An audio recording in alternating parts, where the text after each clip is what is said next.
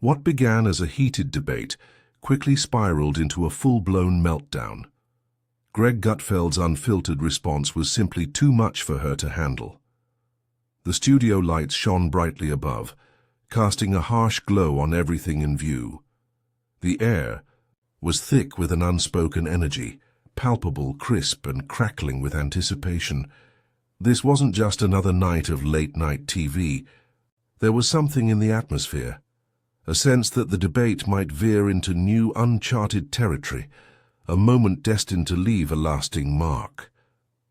Greg, as always, was at the center of it all, seated comfortably behind the desk. His trademark smirk concealed how much he enjoyed the tension in the air. Years of perfecting his craft had honed his ability to challenge anyone, liberal or conservative, with calm composure and a razor-sharp tongue. He understood the power of timing, how to land a blow when it mattered most, and how to keep the audience hanging on his every word. Across from him sat Rachel, a prominent liberal host known for her fiery opinions and fearlessness in tackling tough subjects. But tonight, something was different. The usual fire in her eyes had dimmed. She shifted nervously in her seat, her gaze flicking toward the teleprompter, as if searching for something to steady her, something to stop the discomfort rising within her. Every move was calculated, but beneath it all, Greg could sense a rare hint of vulnerability, subtle but undeniable. She had no idea what was coming. Greg surveyed the scene with a barely noticeable smile, the set polished, cameras perfectly aligned, and the audience sitting in silence, waiting. In that silence, the unspoken tension between them was palpable. Greg could see the audience shift, eager for what was about to unfold. Known for challenging his guests with curveballs, Greg sensed tonight felt different. Something in Rachel's eyes told him she might not be prepared. "Tonight's show," he said, leaning forward slightly, his voice steady, "is going to be a conversation you won't want to miss. We'll be tackling everything from political correctness to the state of our leadership. But first, let me ask you this. Rachel." Rachel straightened at the mention of her name. Her posture stiffened, ready for whatever was coming, thinking she could handle it. But Greg had something else in mind, delivering a calm yet pointed question that struck directly at one of her core beliefs. It wasn't an attack, not yet, but a subtle challenge that set the tone for what was about to unfold. "Here's the question," Greg said, eyes locked on hers. "Do we really believe that silencing people with differing opinions is the answer to change, or does it just silence progress?" For the briefest moment, Rachel's expression faltered.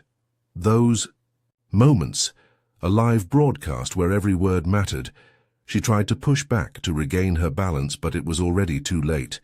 Greg's question had landed, and it was about to set the stage for everything that followed. The tension in the room thickened as the countdown to the debates. With every passing second, the tension in the studio mounted. Greg leaned in slightly, maintaining his calm, composed demeanor. "You say it's not about silencing people," he whispered, ensuring the viewers were listening. "But what happens when those voices you want to protect start dictating what others can or cannot say? Doesn't that defeat the purpose of free speech?" Rachel's face flushed as his words landed. She opened her mouth, but no words came out. The silence was deafening, the audience holding their breath. Rachel gripped the desk, knuckles white, from the pressure, trying to regain control. Greg had planted the seed of doubt. This wasn't just about words, it was about power and influence. "I'm not twisting anything, Greg," Rachel finally said, her voice firmer now. "You're just not listening. You're missing the bigger picture." But Greg wasn't fazed. His smirk remained unshaken. Rachel was out of her element, and he knew exactly how to steer the conversation. "Maybe I'm not listening to your version of the bigger picture," he said calmly. "But that's the beauty of this country. We all get to have a voice. We all get to disagree, even when we don't like what we hear." Control slipping through her fingers. each word she spoke only making things worse. Every defense she tried to mount seemed to expose her vulnerabilities more clearly, and he was enjoying every moment of it. The temperature in the room kept rising with each exchange, the stage set for what was to come next, though neither of them knew just how far it would go. The tension in the studio was suffocating. Rachel inhaled, sharply, her composure hanging by a thread. The usual fire in her arguments wasn't landing the way it normally did. "The real issue here," he said, leaning back casually in his chair, "is that people like you want to control the conversation, but disguise it as progress. If someone says something you don't like, it's suddenly misinformation, but when your side gets it wrong, the rules change. You get to rewrite definitions, move goalposts, and when someone calls it out, you play the victim." The room went still. Rachel's lips parted slightly, but no words came out. Greg tilted his head with a mild smirk. "And that's the real double standard, isn't it?" The air thickened, murmurs rippling through the audience. Rachel swallowed, jaw tightening as she struggled to find a counterpoint. For the first time in the debate, she was speechless. Greg let the silence hang, then delivered the final blow. "If free speech only works when you agree with it, Rachel, then it's not free speech. It's control." A murmur swept through the audience, the weight of his words undeniable. Greg had just flipped the entire conversation on its head. Rachel shifted, her fingers twitching against the desk, desperate to regain her footing. Unshakable, it was now cracking in real time. She knew she had to say something, anything, to regain control of the moment, but she also knew that whatever she said now would feel like an afterthought. Greg had already won this round, but the real unraveling was just beginning. The pressure was mounting, and Rachel was nearing her breaking point. The studio had never been this quiet. No forced laughter, no scripted banter, no safe return to neutral ground. Just silence. Heavy, deafening silence. Rachel's face, once controlled and confident, now betrayed her. The audience could feel it. The entire studio could feel it. The unraveling was happening in real time. Rachel exhaled sharply, setting the glass back down. "You know what, Greg?" she said, her voice tight, frustration spilling over. "This is exactly why people can't take you seriously.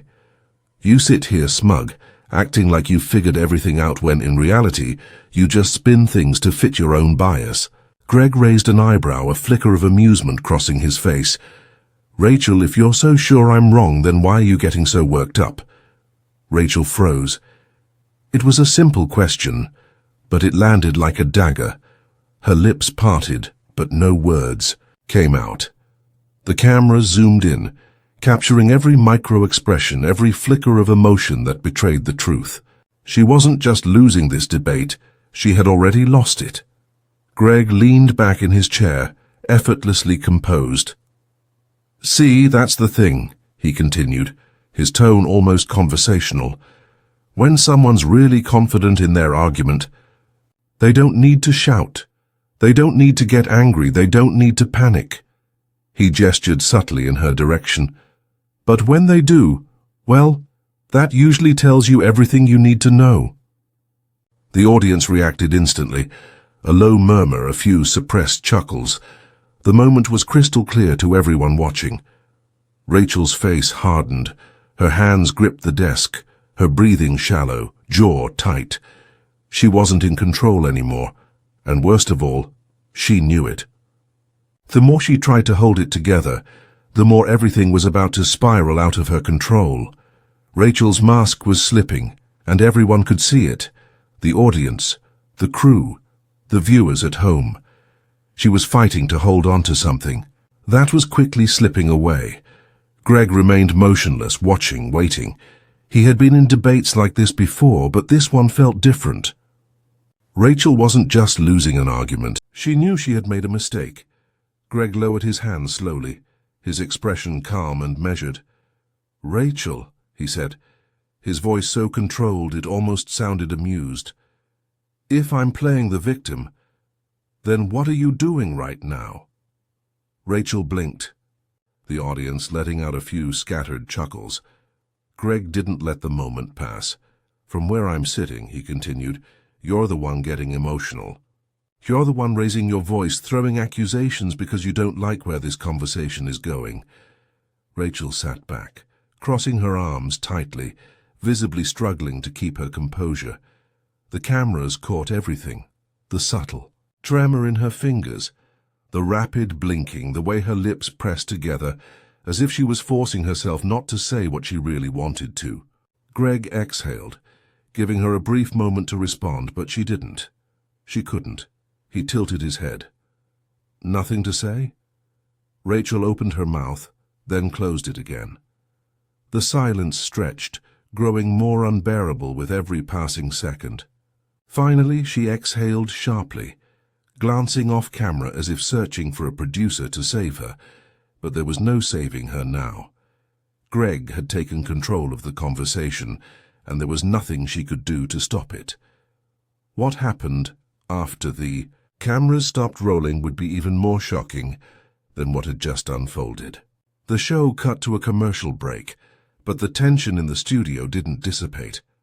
The air was thick with something unspoken, something raw. Rachel ripped off her earpiece, her jaw clenched so tightly it looked like she might break a tooth. The control she had prided herself on had slipped right through her fingers, and she knew it. Greg leaned back in his chair, stretching like a man who had just finished a particularly easy workout. He wasn't gloating, at least not openly, but the smirk on his face said everything. He knew exactly what had just happened. He had played the game and he had won. But Rachel, on the other hand, was visibly shaking, though not physically. Anyone watching closely could see it in the way her hands gripped the edge of the desk, the way she refused to make eye contact, the frustration and embarrassment practically radiating from her. It was all right there. The hallway echoed as Rachel disappeared into the back, leaving the studio behind. Greg, meanwhile, tapped his fingers against the desk, waiting. A makeup artist approached, dabbing at the side of his face, but he barely noticed. His eyes remained fixed on the empty chair across from him. A few moments later, the producer's voice came through his earpiece. "Greg, she's not coming back." Greg exhaled, shaking his head with a small chuckle. "Well," he muttered to himself, "that's a first." The commercial break was nearly over, and the cameras would be back on him soon. He knew what was about to unfold. The internet would devour this moment. The clips would spread like wildfire, and the headlines would practically write themselves. But instead of triumph, there was something else in Greg's expression, a flicker of thoughtfulness, maybe even a little disappointment. Because at the end of the day, he wasn't looking for a victory lap. He was looking for a debate. And Rachel had just walked away from it.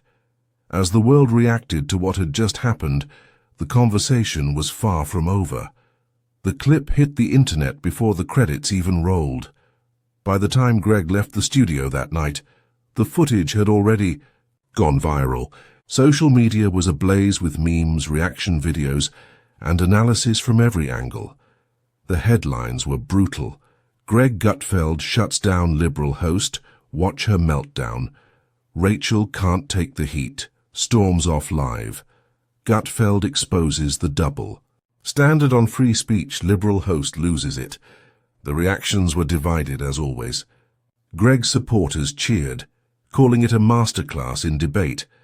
Rachel's defenders scrambled to reframe the moment, claiming she'd been set up, ambushed, unfairly targeted. The networks were milking every second of the controversy. But Greg, he was just watching. He sat back in his office, scrolling through the reactions, reading the comments, absorbing the fallout. And despite the noise, despite the frenzy, Greg knew exactly what he had done. Thing felt off. This wasn't just a debate anymore. It had become a spectacle. It wasn't about challenging ideas. It was about entertainment. Rachel hadn't just lost an argument. She had lost her composure, her credibility, and maybe even her career. And that wasn't the win Greg had been hoping for. He had wanted a battle of wits, a real clash of ideas. Instead, he got something else entirely. A moment, where someone cracked under the pressure of their own contradictions. And that, in truth, wasn't satisfying.